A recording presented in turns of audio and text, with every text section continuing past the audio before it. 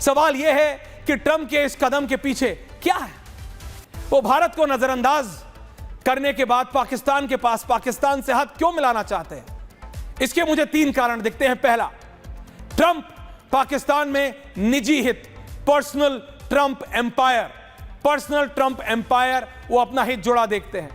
उनकी पारिवारिक कंपनी ने इस्लामाबाद के साथ एक क्रिप्टो डील साइन की है, जिसके बारे में मैंने आपको बताया था, और तब से चीजों में तेजी आई है। अमेरिका और पाकिस्तान के बीच चीजों में तेजी आई है। जानकारी के मुताबिक पाकिस्तान अपने क्रिप्टो रोल आउट में तेजी ला रहा है। वो क्रिप्टो एसेट्स को अपने फाइनेंशियल सिस्टम्स में इंटीग्रेट करना चाहता है, और उसकी वो जिम्मेदारी किसको देगा? डोनाल्ड ट्रंप जूनियर की कंपनी को। आप समझ रहे हैं?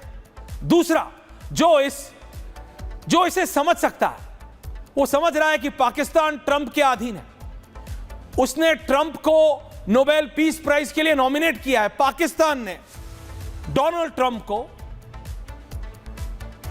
नोबेल पीस प्राइज के लिए नॉमिनेट किया है। जरा समझिए, 10 सेकंड लीजिए, लेट इट प्रेसिपिटेट।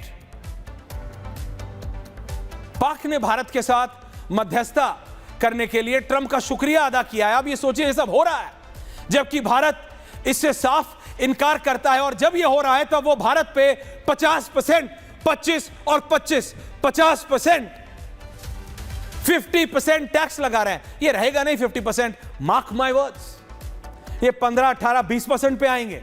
लेकिन इनकी आदत है।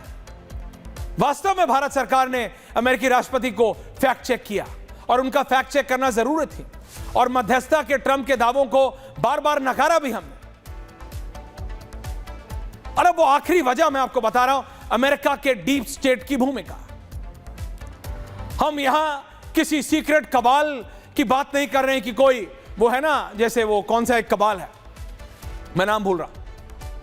हम अमेरिका के सिक्योरिटी एस्टैब्लिशमेंट की बात कर रहे हैं। हम अमेरिकी जनरल और स्पाई मास्टर्स की बात कर रहे हैं।